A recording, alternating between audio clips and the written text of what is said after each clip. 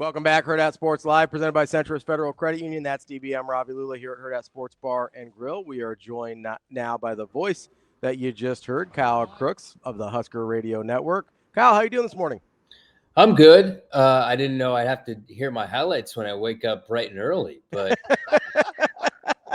good to see you guys. Always good to be on with you guys. How you guys doing? Good. Casey, isn't it funny? I think most people used to make fun of me all the time because I don't leave voicemails. I don't like to talk on the phone.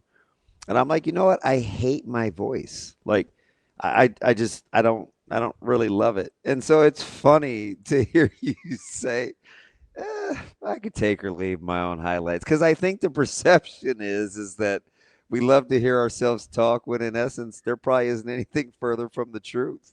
Yeah, you know what's funny is so I listened back to all these games probably like 2 or 3 times, like coach's tape, right? So when I'm by myself, I'm okay with listening to it. But when there's other people in the room, or other people are listening, it's like, I could. Wait, how does that go again? Yeah, it's like I don't know if these 6 other people in this room need to be listening to my highlights right now, but it is what it is. So, Kyle, I hate to break the illusion for you. There's a lot more than 6 people listening when you do. Yeah, you know what? That's right. So I actually saw our numbers this week were actually the highest they've been all year. This past week against Houston Christian. Yeah. On the app alone, we had the most listeners we've had. Cincinnati, Akron. It was the biggest listenership we've had. Sometimes it's scary to think the amount of people that are out there listening, and you don't really tend to think about that when you're in the game.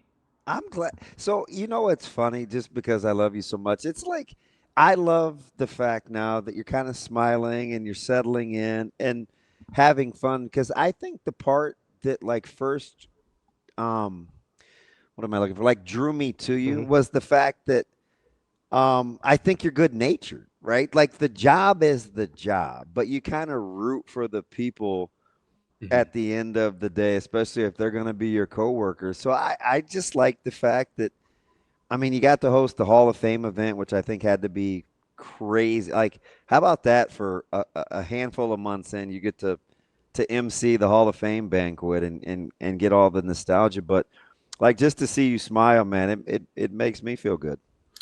Yeah, let's be honest. The last month or so has not been easy. It's not an easy transition to step into a legend's seat, literally sitting in Greg Sharpe's seat in his booth. So it's been really at times been tough, and the adjustment's been tough. And you knew it from sitting in the booth with me in Kansas City and in the Cincinnati game, and kind of seeing how tense and things can be, right? And it didn't help, guys, that we were, and Damon, we were 9 stories up. We were literally in the clouds. We were getting off planes, calling that game against Cincinnati. So that was, but and doing the Hall of Fame banquet, Nebraska Football Hall of Fame, and standing up in front of a room of legends, literal Nebraska football legends. And there's been a lot of moments where I say to myself, how did I get here? I said it to Troy Dannon, I think at one of the practices recently, probably it was during fall camp. I was just sort of watching, surveying, and looking at the logo on the helmet, and I said, Troy, I still can't really believe that I'm here. I don't know if that sounds good saying that to the AD. It's like, man, this is incredible. And I think I'll have one of those pinch me moments this Saturday. He's cooler than a fan, though. You got to admit, for an athletic director, and you've been around. Hey, listen, I get where you come from, but man, TD's pretty cool, isn't he? How about whether he's doing recruiting visits or he's thinking outside the box about revenue streams, or he's hobnobbing at the fight with Coach Rule and the wives get together. Dan and Troy, he's a pretty forward-thinking guy, man. You think you get the sense we're in pretty good hands with leadership. Yeah, and he's in lockstep with Coach Rule. I think it's unique, and I'm sure all the coaches as well, but specifically in what I'm around the most, I can just see how Matt and Troy interact. And I remember meeting in his office for my interview, and I could just see how competitive of a guy he is. He wants to win, and for this position, he wants the best possible person in this position. I remember, him texting me after the Akron game and saying, happy home opener after we just won 16 with like 7 exclamation points. He's a competitor. He's the perfect guy to have. And I know I'm biased, right? He's the perfect guy to have in this position at this point in time in college athletics with revenue sharing and NIL. And he just has such a high expectations for his coaches, but the expectations are just as high on himself and what he wants done for this program. But you're right. He's an awesome guy. He's easy to talk to. And sometimes you don't necessarily get that from that position. Kyle, I'm kind of curious what you've thought about the growth of this team through the first 3 weeks, because you haven't had as much time to be around sort of some of these guys and be waiting for certain guys to pop or have, seen their names on recruit lists for however many years before they actually end up in Lincoln or whatever. So this is, I feel like you have a little bit maybe fresher perspective and aren't burdened by some of the pre-existing knowledge about some of these guys where, some like me and DB will be like, well, I think this guy's really good, but we haven't seen it yet. How have you seen the growth and where have you seen the most growth from Cincinnati through Houston Christian? What's funny is, so I'm undefeated in 1-score games, right? I'm 1-0. I've seen nothing but touchdowns here. We have our drive summary, which is sponsored. I think I've read that 750 times.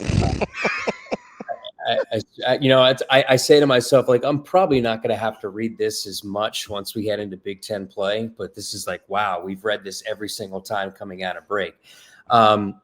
I think biggest areas in which, I've seen this team take a massive jump. I think offensive line for me is something where I thought would be pretty good. And I think is, for the most part, is kind of rung true. I think when they settle into, we still seen sort of that rotation a little bit at left tackle. I think we'll see that settle in. For me, Emmett Johnson, I think we don't talk about him enough, right, guys? I mean, he probably should have had his 3rd consecutive 100-yard game this past week if he didn't sit out the entire second half. And, when I studied tape last year, I saw him sort of that progression, right, of, not having lived it last year, but seeing how much and going back and watching all the games, how much he improved over the last 3 or 4 games of the year. And, he's the real deal. And, I've seen the progression too, just overall in that quarterback room of Dylan as a leader, as a true freshman quarterback where, he's heading into now, guys, his 18th start. I mean, he's a veteran, right? Like, he's only a true sophomore, but to me, he's a veteran of the game. And I've seen him just take a massive leap as a leader, as a person since when I first met him. And the way he's taken TJ Lateef under his wing, and to have your best player as your strongest leader, as your loudest voice, to me, that is just a difference maker. I think offensively, this team is, I think, better than maybe I thought coming in certain respects. I think Dane Keyes made a massive, I don't know if you guys saw the video that they posted last night, but the way Dane Keyes sort of took over the locker room, right? Yeah. And said that, hey, that last drive before the first half, it's not good enough. We're not playing to our standard, this, that, and the other. And to have a voice like that in Dane Key, who's played, a handful of years in the SEC, is a difference maker. I just think from a skill position spot, from the quarterback spot, leadership spot, they've taken a lot of jumps.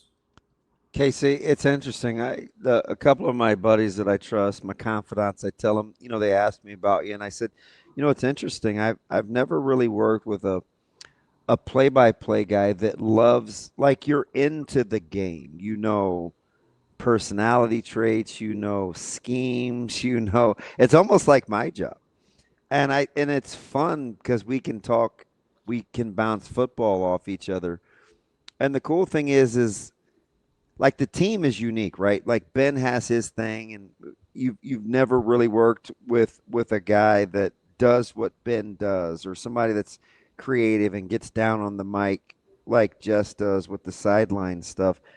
What's that blend been like for? Was it different, or is it about what you thought when you would tell me, "Hey, I know I'm getting involved with a team. I just want to kind of get in where I fit in," because you have your own unique attributes, which are pretty cool. And then there's this Ben, Jess, Damon dynamic too that you kind of still lead. So, like, what's that been like for you? Yeah, I think it's made my job a lot easier than what I'm used to it being, right? Like I sort of thought like, okay, I'm stepping into this well-oiled machine. And it turns out like, oh yeah, this is a well-oiled machine. Ben sitting to my right, and the way he knows this broadcast like the back of his hand, and he's isn't he great? Like amazing. And now he finally knows that. So at home, to bring people behind the curtain, he can actually talk into my ear without going over the air. He didn't know that until we finished the Houston. So that's new. Game. I didn't know that either. Yeah. So we have a brand new booth. Greg Sharpe radio booth is, there's a lot of new bells and whistles. So it's going to make that process a little bit easier. And, I think the timing between me and you, Damon, has grown. And it's just a lot easier when I can look to my left and I know that you're seeing the game. And I've said this before, and I'm going to say it here to embarrass you, but I truly believe like you're like a kind of like a football savant, like a football genius, and you see the game a lot different than anybody I've ever been around, and that helps. So like when I'm following the ball and I'm locked in through my binoculars, I know Damon's going to see the 5 or 6 things off the ball that I didn't, and then are going to actually provide context to what's going on. And then when I can go down to the sideline and have Jess, and I mean, she's the best reporter there is. Like she is a human cheat code. She knows exactly where to go, when to go, what to look at, what mannerism, what means what in terms of what the mannerisms of coaches. And like, I'll talk about Coach Eckler, and then she's already 3 steps ahead of like, all right, Kyle, send it down to me, because she knew that after John Hull kicked the ball out of bounds to go right to Coach Eckler and see what he looks like and his interactions. And it's like, I know I'm surrounded by people that just know their job, do it at an elite level. And that makes me pretty comfortable in what I do, because, there's a lot going on for me on a game day, but I know I have so much stuff covered around me that makes my job a lot easier.